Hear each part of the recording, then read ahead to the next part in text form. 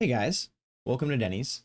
Today, we'll be starting episode 4 of the Weekly Loot Cave, this series where I give you guys an all-rounder video each week on the best and most efficient farms in the first Descendant according to the loot rotation, and we highlight some notable drops for the week and go over the quickest ways and quickest missions to farm those notable items, so be sure to stay tuned.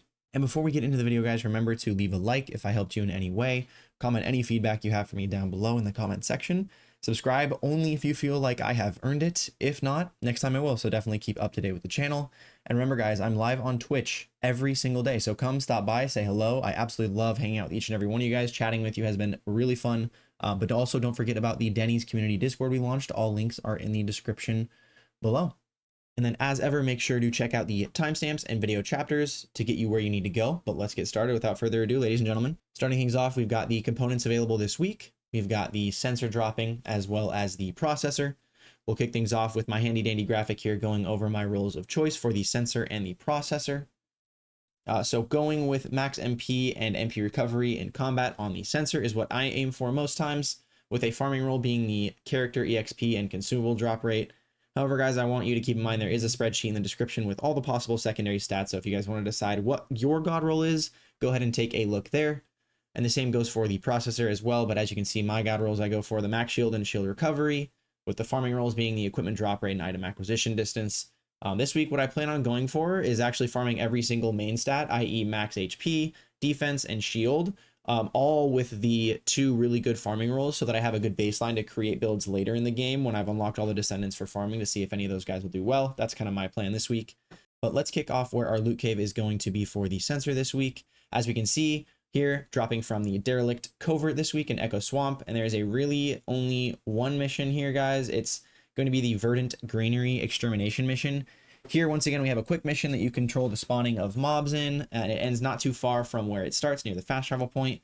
One bonus mention here is you could absolutely run the outpost if you are trying to go for Amorphous Patterns 82 or 83, and you will be obtaining a ton of these sensors at the exact same time as going for those, so you could just do that. As far as the extermination mission, I definitely recommend building Bunny with high voltage just because mobs tend to spawn on the rocks up high and far away. So that extra range that high voltage you get from high voltage will take care of them. And obviously, as far as the outpost, you have to go the route of Sharen, go with some duration and damage, as well as Thunder Cage to murk all the little trash mobs before you kill the boss so that the obviously you get more sensor drops. Now to move on to the processor, and which mission will be the most efficient this week for that guy. As you can see here, dropping from the mining site in the Agna Desert, we've got a few missions to choose from, but in my testing, the go-to mission is going to be the mission just north of the main fast travel hub. This is going to be the Mining Beacon mission, which is going to be a barrier deactivation mission. These missions are super good for many reasons, but the main reason we're picking it over the others is just because the sheer amount of mobs that spawn here compared to the other missions in the zone. Unfortunately, this zone is not the most efficient for farming these guys, so you're not going to see an absurd amount of processors per mission. But just make sure you've got that equipment drop rate and on a processor if you're farming these. Now, if you don't have that, then make sure you farm one of those this week that does have that roll on it. And next up, we'll be covering some notable reactor drops this week. And this week, guys, I'm actually going to be switching it up a bit on this section. I want to go over the notable reactors for popular builds, and I know that I will miss a few. But I also wanted to go over some of the best farms in the game and what reactor they are dropping this week, as I feel there is value in that by farming as many of those reactors as you possibly can for a god roll in that specific week. Because honestly, some weeks, some of these reactors may be good that are dropping, but they are so inefficient to farm. So I wanted to try to highlight some of the reactors that are dropping from the crazy farms in the game. So starting off with some notable reactors first before we get into the crazy farms, we've got to kick it off with Lepic's Impact Rounds reactor this week. It is a fire and tech reactor with impact mounting available from the mountaintops in White Knight Gulch. Once again, this week we will be reminded of the barrier deactivation mission in the south that got us the MP collector. It is the Borderline of Truth mission. Now we've got a very good mission here. This is a week for the drop, as this mission spawns a ton of elites, just a ton of regular mobs that can be killed very easily, and they drop a lot of these guys. I don't know why, but for some reason this mission just drops more for me than any other barrier deactivation mission. But if you want a Lepic Impact Rounds reactor, guys, you can definitely find one here. And the reason you're going to want one, honestly, you can check out my Lepic video from yesterday. It's a Lepic build guide, but more or less it's just a nice little DPS increase over the general rounds. So you definitely want to go for the impact. As far as the roll we're looking for on this guy, it's solely for bossing, so you're going to want a Colossus damage plus critical hit damage roll. If you can get that, you are absolutely set for a very long time for bossing. As far as the builds for this farm, I recommend a high voltage bunny once again, due to the mob's HP being a little bit higher than normal, and being able to insta-gib the elites is quite nice with the high voltage. And then next up, another notable reactor this week, we've got Sharen's General Rounds Fusion Electric Reactor dropping from the Agna Desert in the Mirage Stone zone. The mission of choice for efficiency here is going to be the Commanding Ground mission, another barrier deactivation mission. This is actually quite important because Sharen is a descendant of a lot of us will be playing a lot more than we initially thought due to the outpost infiltration mechanic. As far as rolls I'll be going for, it'll have to be a Thunder Cage mounting with critical hit rate and critical hit damage, but you could go for cooldown reduction and duration if you wanted to go for overcharged edge build. I want to be maximizing my Q damage on the outpost so I can try to one-shot them with my Q. So that's why I'm going for the crit, and it actually really scales well with Sharen. As far as crit, it scales pretty well with her, so that's why I'm going for the crit on Sharen. But another farm that we are killing 2 birds with 1 stone, where you get the positive ion particle rare material from here. So yeah, I recommend another high voltage bunny for this one too, because the mobs are just as chunky as the last mission. Now, I do want to go throw in one more notable reactor I will be farming for this week, and this is for when I obtain Viessa and go for her movement speed based farming build and her ultimate based farming build. So the first reactor is going to be the Chill and Tech Reactor, available from the classified area in Sterile Lands this week. We've got a really strong mission here. It is the large nuclear reactor mission. No, it's not absolutely the best mission, but it's still extremely good to go for this week, and obviously Viessa is a really popular one right now. As far as the Void Shard, she is the fastest, polymer, I believe, Void Shard farmer in the game.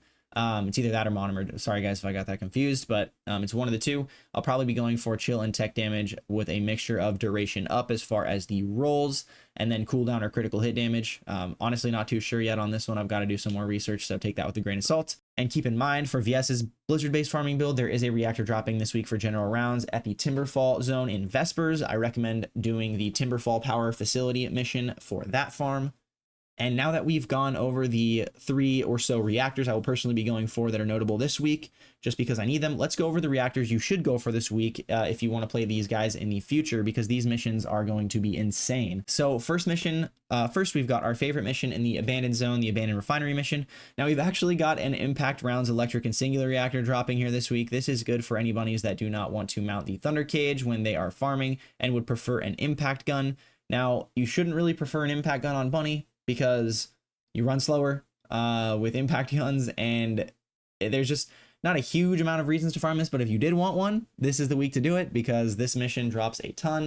And this mission is kind of unfair because we had 2 of the best farms now covering bunny for the last 2 weeks, but I digress. You'll still be obtaining an absolutely metric crap ton of these guys from the mission, so if you want an impact rounds for bunny, this is the week to do it for sure. And then next up, and last but not least, I've been neglecting a few Descendants, so we're going to be going over 3 Descendants here, because they are all going to be receiving a really, really good reactor this week from one of the best missions in the game. This is going to be Glay, JAYBA, and Valby. So it's going to be the Shipment Base Fortress Outskirts mission, and for any Glay Massacre enjoyers, this is going to be an amazing week. If you want any special rounds weapons for your Massacre builds, it is dropping a non-attribute and dimension reactor. I'm not too familiar with Glay, but this mission, like last week for Bunny, will be dropping enough to get you at least half decent roll for her, as well as JAYBA and Valby. Personally, I'll be running this mission for JAYBA and Valby more than Glay, as I believe once they fix some of the bugs with JAYBA, we're going to see him shine like crazy, and his attack turret scales with the dimension that drops here from this mission. And then obviously Valby's V scales with the dimension that drops from this mission. So I'm not too sure if I want to go for this for Valby, more for JAYBA, just because I know that, your movement speed is hindered when you are equipping the weapons, any weapons that aren't submachine guns or pistols. So I don't know how much I'm going to go for Valby for this one, but definitely JAYBA. And it's not bad to get a decent one with Valby if you need one in the first place. As far as rolls, guys, I'm not really going to recommend any for either Glay or JAYBA, because I don't really know enough about them to do that kind of thing. But I will recommend a skill crit damage and non-attribute boost for Valby, as if I do go for one for Valby, that is what I will be going for. And then that pretty much sums it up, guys. That is the weekly loot cave for the week of August 6th to August 12th. I hope you guys enjoyed the video. I appreciate anybody who stayed this far in. I hope you guys have a great rest of your week and a good farming week in the first Descendant. And I'm out of here, ladies and gentlemen. Peace out. Goodbye.